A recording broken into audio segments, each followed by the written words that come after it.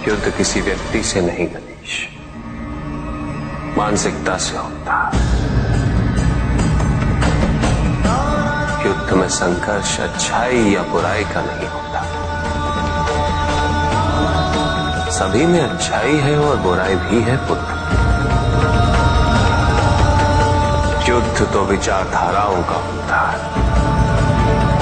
व्यक्ति अपने पराक्रम पर, अपनी क्षमता पर विश्वास कर युद्ध करता है, और जब उस विश्वास को क्षति पहुंचती है तो सब कुछ निरर्थक प्रतीत होने लगता है। किंतु आपसे पराजित होकर भी लोहितांग क्यों नहीं समझ रहा? उसे अपनी स्वतंत्र इच्छा का उपयोग कर उचित मार्ग पर चलने का प्रयास करना चाहिए। व्यक्ति अपने को खो दे समझती है, व्यक्ति अपने को समर्पित कर दे, छोड़ दे अहंकार को, तो ब्रह्म की इच्छा ही पूर्ण होती है, और अभी भी वही फलित हो रही है। ऐसा नहीं है कि हम उससे भिन्न फलित करा लेंगे, लेकिन व्यक्ति भिन्न फलित कराने में लड़ेंगे, टूटेंगे, नष्ट हो। एक नदी में एक बार बाढ़ आ गई पुत्र। दो छोटे से तृण उसमें बह रहे थे, और उसमें से एक नदी में तिरछा पड़ गया, और वो बाढ़ को रोकने का प्रयास कर रहा था। वो अत्यंत ऊंचे स्वर में कह रहा था कि नदी को आगे नहीं बढ़ने देगा। यद्यपि नदी तो बस बढ़ती ही जा रही थी। वो फिर ऊंचे स्वर में यही कह रहा था कि मैं इसे अवश्य रोकूंगा, यद्यपि रोक नहीं पा रहा था। नदी को तो उसके संघर्ष का कुछ भी पता नहीं चल रहा था, किंतु नदी को उसके होने या ना होने से क्या अंतर। उस कण के लिए तो यह अत्यंत महत्वपूर्ण था। उसका जीवन तो संकट में था। वो तो बस बहे जा रहा था। वो जहां भी पहुंचता, किंतु उससे पहुंचना तो संघर्ष करके ही था। किंतु ये बीच का क्षण, ये बीच का काल दुख, पीड़ा, द्वंद्वता का काल है। वहीं दूसरी ओर जो दूसरा तृण था, उसने अपने को समर्पित कर दिया। वो तो नदी में सीधा पड़ा हुआ था। नदी के प्रवाह के साथ साथ बहता जा रहा था,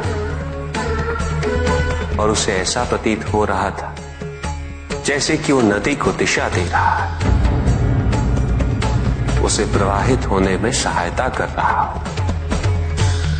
वो तो ये निश्चय कर बैठा था कि नदी को समुद्र तक पहुंचाकर ही रहेगा, किंतु नदी को उसकी उपस्थिति का भी आभास नहीं था। नदी पर उन दोनों के होने या ना होने का कोई प्रभाव नहीं था। नदी तो बस बहे जा रही थी। ब्रह्म की इच्छा को जाना नहीं जा सकता, किंतु ब्रह्म के साथ एक अवश्य हुआ जा सकता,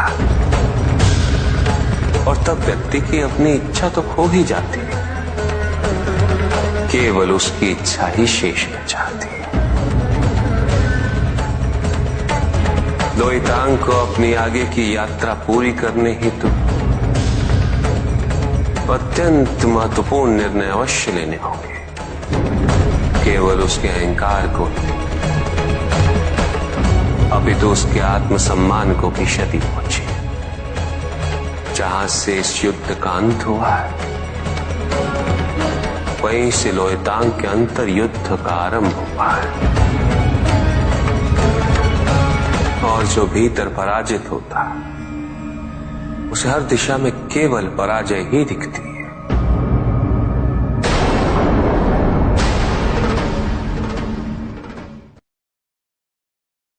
पूजा व तपस्या की सफलता इससे नहीं आंकी जाती पुत्र, कि वरदान प्राप्त हुआ या नहीं। सफलता का मापदंड ये होता कि तपस्या करने वाले को किस सत्य की अनुभूति हुई है और उसे क्या आत्मज्ञान प्राप्त हुआ है। प्रत्येक वरदान के पीछे एक अत्यंत महत्वपूर्ण कारण भी होना चाहिए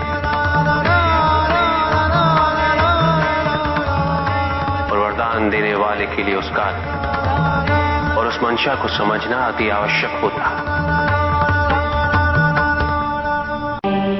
बालपन में संतान के माता पिता ही उसका संसार होते हैं, किंतु जब संतान बड़ी हो जाती है तो उसका अपना एक संसार बसने लगता है।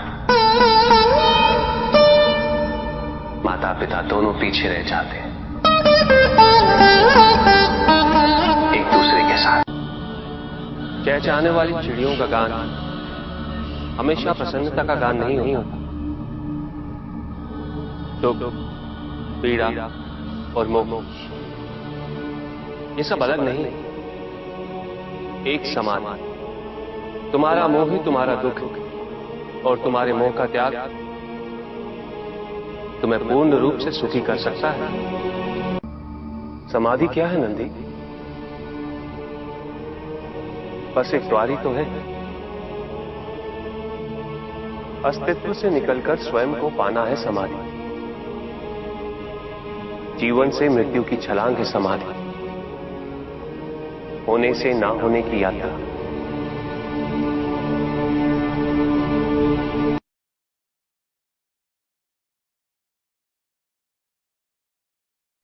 असुरक्षा, ईर्ष्या, द्वेष और निंदा और षड्यंत्र जैसे पाप भय से ही उत्पन्न होते हैं और प्रत्येक पाप का प्रायश्चित केवल दुख और कष्ट उठाने से ही संभव होता है।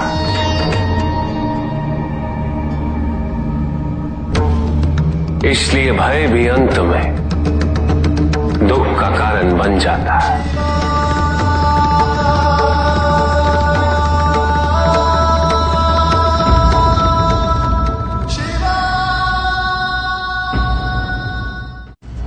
पूजा वो विधि है जिसके द्वारा हम अपनी ऊर्जा को एकत्रित कर ब्रह्मांड की महाऊर्जा से जोड़ते हैं। ब्रह्मांड की महाऊर्जा से जुटने के पश्चात ही एकाग्रता आती है। एकाग्रता हमारे लिए ज्ञान के द्वार खोलती। ज्ञान हमें शरीर और भौतिक संसार की निरर्थकता समझाती, हमें व्यष्टि से समष्टि की ओर ले जाता। हमारा मन स्वार्थ, क्रोध, काम और अन्य कामनाओं से उठकर हमें वास्तविकता के समीप ले जाता है, जहां इस समस्त संसार का सत्य निहित है। अपने अंतर से मुक्त होकर हम जितना बाहर देखेंगे उतना ही भटकेंगे और भटकने का अर्थ है पाप की ओर अग्रसर होना।